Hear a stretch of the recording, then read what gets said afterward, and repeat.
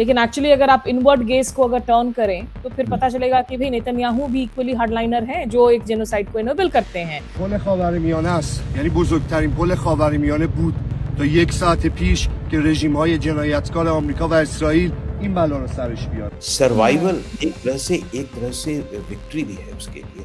It's high time to stop the war that is inflicting immense human suffering and already triggering devastating economic consequences. Bharat में भी लोगों को आश्चर्य हो रहा है ईरान की रेजिलियंस को देख के, ईरान की यूनिटी को देख के. लोगों में अब ऐसी यूनिटी आ चुकी है. वेस्ट एशिया का भविष्य क्या होगा उसकी हमें ऑल्टरनेटिव सिनेरियो बिल्डिंग करनी चाहिए. क्या ये खाड़ी देश अलाउ करेंगे आने वाले समय इन अमेरिकन बेसेस को वहां रखने के लिए, क्योंकि उससे उनको हानि पहुंच रही है. ये सारी चीजें हमें सोचनी पड़ेगी. और इसमें आपको जियो स्ट्रैटेजी, इतिहास, तमाम चीजों की एक इतनी बढ़िया लिंक मिलेगी कि ये हर स्कॉलर को एक डॉक्ट्रिन के तौर पर पढ़ना चाहिए. آره اینجا رو زدن، شرایط خیلی به هم ریخته است، پشت سر هم داره انفجار میشه، آمار شهدا خیلی زیاده. कि एक युद्ध जारी है, उसके बीच में आप अपने चीफ ऑफ आर्मी स्टाफ को फायर कर देते हैं, अटॉर्नी जनरल पैम बॉन्डी को फायर कर देते हैं. सीरीज ऑफ आर्मी ऑफिसर्स की फायरिंग हुई है अमेरिका में पिछले कुछ महीनों में.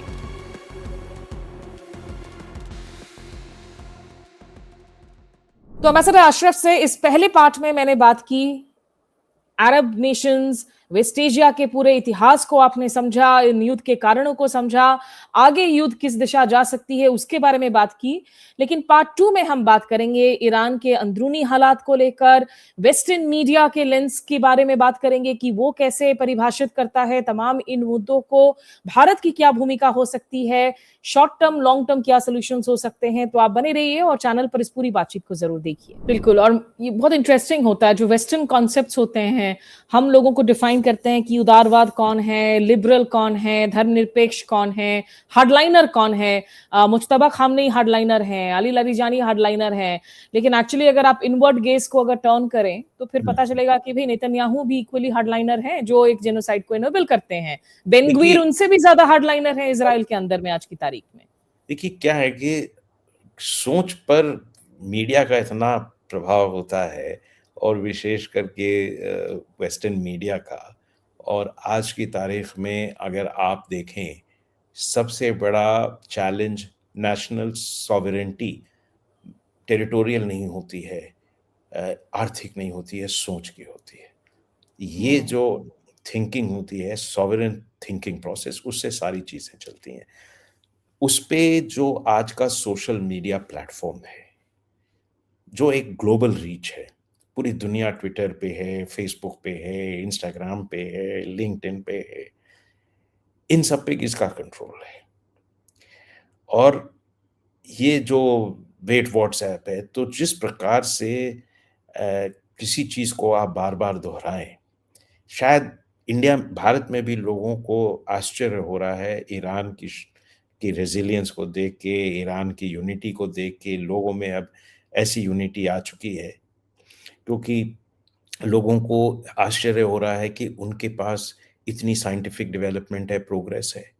मैं आपसे डिफेंस के फील्ड में कह सकता हूं कि शायद हमारे पास भी इस प्रकार के ड्रोन्स नहीं हैं, इस प्रकार के मिसाइल्स नहीं हैं, हाइपरसोनिक मिसाइल्स इस रेंज के.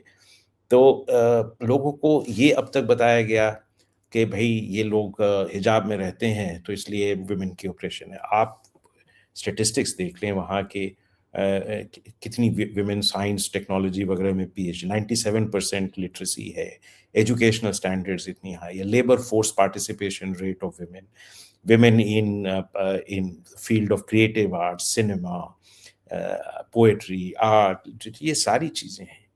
तो अब आप लिबरलिज्म को कोई हिजाब पहना है नहीं पहना है इस पे डिफाइन करते हैं, तो शायद आपकी एक सोच की ये समस्या है. तो एक ये जो मैं कह रहा हूँ कि आने वाले समय में सबसे बड़ी challenge on sovereignty is the sovereignty of thought against this information, globalised information warfare. Absolutely. Last बिल्कुल 2 क्वेश्चन. एम्बेसडर अशरफ, आपका बहुत वक्त दिया है मुझे पता है, और बहुत मजा आ रहा है मुझे आपकी बातों को सुनने में, अच्छा लग रहा है. एक, आप अपने आर्टिकल में ये भी कहते हैं कि टाइम हैज कम कि इंडिया एक रोल प्ले करे in looking at an alternate scenario of West Asia. हम देख रहे हैं आज की तारीख में ओमान, सऊदी, तुर्की, मिस्र, इनके मुल्कों की मुलाकातें हो रही हैं। पाकिस्तान एक मैसेंजर मीडिएटर के रोल पे प्ले कर रहा है, बीजिंग में मैसेजेस जा रही हैं। किस तरह के एक वैकल्पिक सिनेरियो की आप बात कर रहे हैं, इंडिया की क्या भूमिका हो सकती है? नहीं, देखिए, मैं आपसे दो अलग-अलग चीज़ें आपने जोड़ी हैं। पहले मैंने कहा हमें वेस्ट एशिया का भविष्य क्या होगा, उसकी हमें अल्टरनेटिव सिनेरियो बिल्डिंग करनी चाहिए। उसके आधार पे हमें शॉर्ट टर्म और लॉन्ग टर्म स्ट्रैटेजी के बारे में सोचना चाहिए। मैंने आपको 2 रास्ते के बारे में ज़िक्र किया, ठीक है? जैसे कि एक युद्ध पूरी तरीके से चलता रहा, कभी रुकावट है, कभी बढ़ रहा है और ये क्षेत्र बिल्कुल अस्थिर हो जाए, दुनिया उससे अलग हो जाए। दूसरा मैंने कहा एक शांति और एक रीजनल अरेंजमेंट की ओर बढ़े। फिर अमेरिका का यहाँ क्या रोल भविष्य में रहेगा और चीन, जिसकी शक्ति मेरे विचार से इसके आधार पे थोड़ी उसकी ग्लोबल एक्सेप्टेंस, ग्लोबल इन्फ्लुएंस और ग्लोबल रोल बढ़ेगी। रूस भी वापस एक तरह से मैदान में आ चुका है और अब शायद कोई मानेगा नहीं सैंक्शन, वो कहेंगे भाई हमें अनेक ज़रिए चाहिए तेल के लिए और संबंधों के और विश्वास के। तो हर कोई चाहता है उसके पास अल्टरनेटिव है। तो हमें इस रीजन की एंड ग्लोबल प्लेयर्स की क्या, फिर ये इसका इस पूरे यूरेशिया पे क्या असर होगा, जिससे हमारा बहुत क्लोज संबंध है, और हमारे ये जो मैरीटाइम स्फीयर है हमारा, जो गल्फ खाड़ी होते हुए मेडिटेरेनियन और अफ्रीका जाता है, उस पे क्या असर होगा। इन सब चीज़ की हमें अभी शायद विस्तार से हमें आने वाले समय में इसके बारे में सोचना होगा। अब आप वहाँ से जाएँ तो आपको फिर सोचनी होगी हमारे आने वाले समय में हमारी नीतियाँ क्या होंगी, ठीक है? ये हमारे जो मैं दूसरी बात आपने जो रखी है, मैं जो आप कह रहे थे और देश प्रयास कर रहे हैं, उस ये एक अलग चीज़ है। हमें long term strategic plan thinking करनी होगी, सिनेरियो बिल्डिंग करनी होगी और ये फिर सोचना हो, जैसे मान लीजिए अगर ये सोच हो कि ईरान तो बिल्कुल समाप्त हो जाएगा तो इसलिए हम इनके साथ मिलके चलें, तो ये सोच को हमें दोबारा एक रिव्यू करना होगा, इसकी समीक्षा करनी होगी कि इसको ये शायद सही है कि नहीं। तो और इस यूएस का इसके बाद क्या रोल होगा, क्या ये खाड़ी देश अलाउ करेंगे आने वाले समय इन अमेरिकन बेसेस को वहाँ रखने के लिए, क्योंकि उससे उनको हानि पहुंच रही है। ये सारी चीज़ें हमें सोचनी पड़ेगी और बड़े देश कैसे होंगे।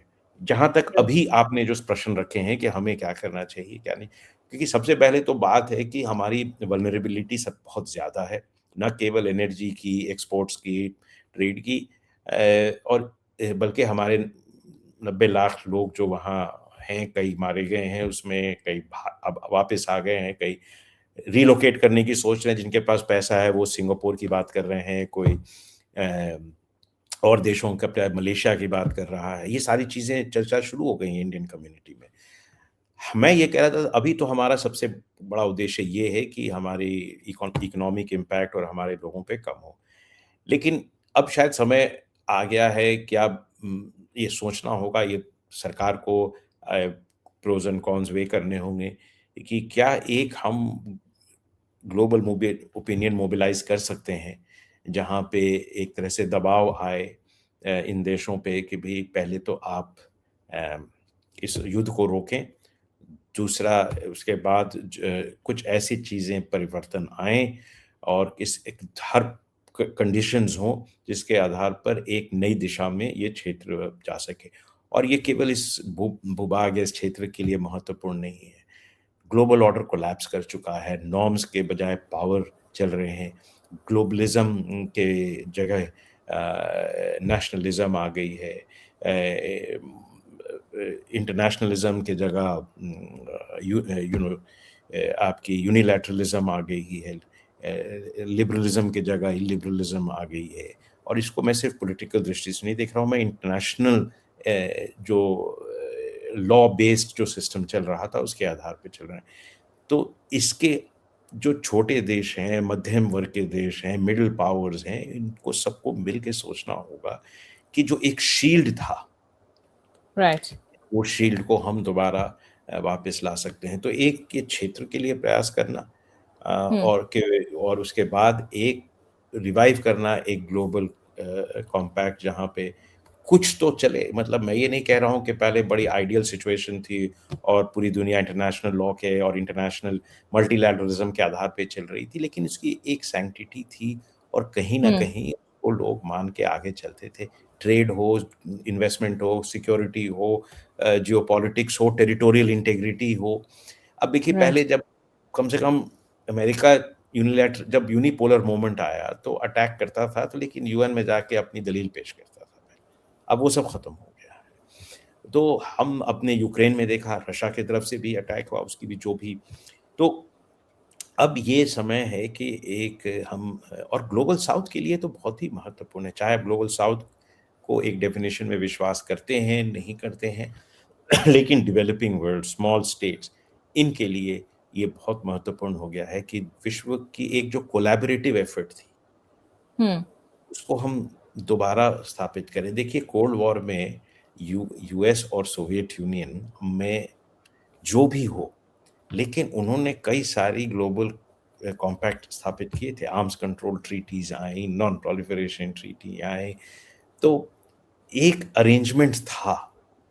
हम राइट। उसके बाहर थे और हमने कई चीज़ों पे विरोध भी किया, लेकिन आने वाले समय में क्या हम एक रोल प्ले कर सकते हैं, उसके लिए हमें निष्पक्षता भी दिखानी होगी और हमें ये भी दिखाना होगा एब्सोल्यूट सॉवरेनिटी ऑफ थॉट, जो हमारी हमेशा से की ट्रेडिशन रही है, और इन इंडिपेंडेंस ऑफ वॉइस, और इसको लेके और देशों के साथ फिर हम उस पे चर्चा शुरू करें। बिल्कुल आखिरी सवाल एम्बेसडर अशरफ, जैसा हमने कहा शुरुआत में कि एक युद्ध जारी है, उसके बीच में आप अपने चीफ ऑफ आर्मी स्टाफ को फायर कर देते हैं, अटॉर्नी जनरल पैम बॉन्डी को फायर कर देते हैं, सीरीज ऑफ आर्मी ऑफिसर्स की फायरिंग हुई है अमेरिका में पिछले कुछ महीनों में। तो वैसे तो अमेरिका के सारे प्रेसिडेंट्स ने ही कहीं ना कहीं सैन्य हमले किए हैं, मिलिट्री इंटरवेंशंस किए हैं, लेकिन जब डोनाल्ड ट्रंप की बात होती है तो उनकी अदा तो बिल्कुल ही जुदा है। तो finally how do you define Donald Trump and his presidency today, ambassador Ashraf? Unprecedented, and I mean, I can say many things, but one thing is very clear, that this is an absolutely unprecedented situation, both internally and externally. It is not just about his external interventions. He has completely changed the way the United States looks at itself, looks at its institutions, looks at the various organs of the state, and the society, and what it means to be an American. So these things have changed. Externally, he has decided that United States has no use of international systems and international framework, and that US interests are best served by unilateral exercise of power. Economic instruments only serve up to a point. Then you need to use the unparalleled American military power. Alliances are freeloaders.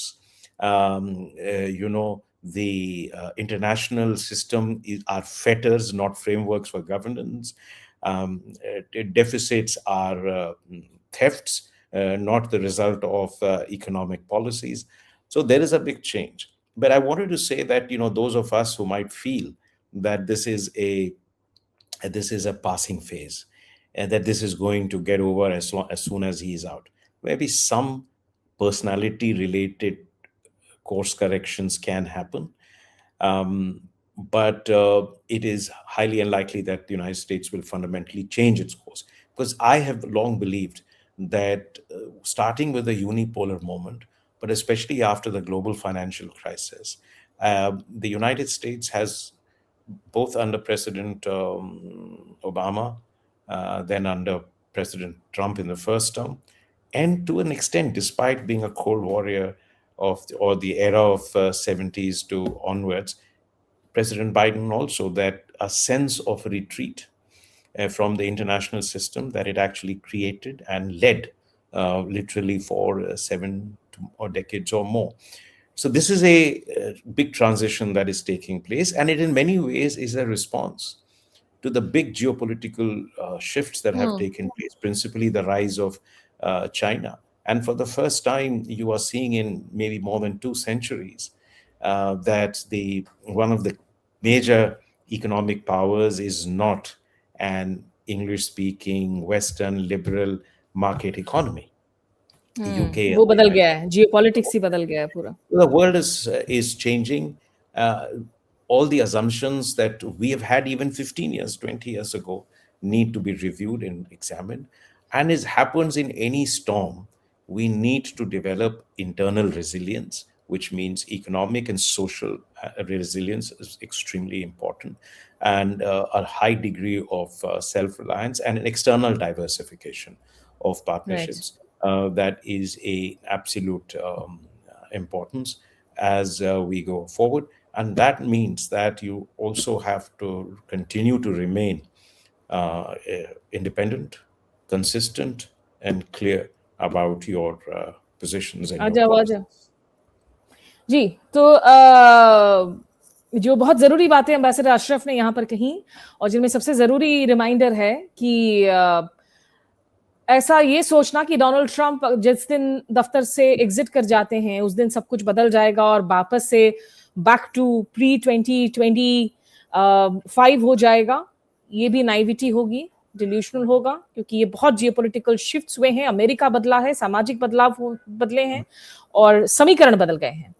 चीन की rise ने भी पूरी तरीके से जो है geopolitically यहाँ पर चुनौतियां खड़ी कर दी हैं. और इसके एक उदाहरण है कि आप देखिए कि प्रेसिडेंट बाइडेन ने उन नीतियों को वापस नहीं लिया टैरिफ्स की जो प्रेसिडेंट ट्रंप ने अपने पहले टर्म में लागू किया था.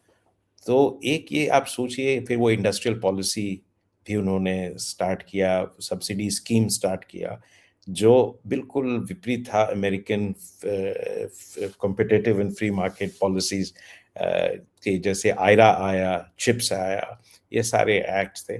तो मैं आपको ये बता रहा था कि आप इस पे बल देना चाहिए कि ये 3 साल का ये संकट नहीं है. मतलब ये दुनिया बदल चुकी है और अमेरिका बदल चुका है और हमें पावरफुल देश रहेगा, शक्तिशाली रहेगा, लेकिन उसकी क्या विश्व में भूमिका होगी, उसके क्या व्यवहार रहेगा, उसके टर्म्स क्या रहेंगे दुनिया से एंगेजमेंट की, उन सभी में परिवर्तन आएगा और उसके आधार पर ही हम अपने संबंधों को भी आगे ले जाना चाहिए हमें. फिलहाल तो यही लगता है कि डोनाल्ड ट्रंप पूरी तरीके से अनहिंज्ड है. नो किंग्स प्रोटेस्ट चल रही है अमेरिका में, जैसा एम्बेसडर अशरफ पहले इंटरव्यूज में कह चुके हैं कि वो एक मोनार्कियल प्रेसिडेंसी है उनकी, वैसा दिखता है. और ट्रंप को समझाना इस वक्त मुश्किल ही नहीं, नामुमकिन नजर आता है. बहरहाल बहुत शुक्रिया आपका ambassador Ashraf for giving us so much of time, और इतिहास की इतनी अच्छी एक पाठशाला जो आपने हमें, हमारे दर्शकों के लिए जो है आप लेकर आए और समझाई, उसके लिए बहुत शुक्रगुजार हैं. बहुत बहुत शुक्रिया आपका भी. Thank you.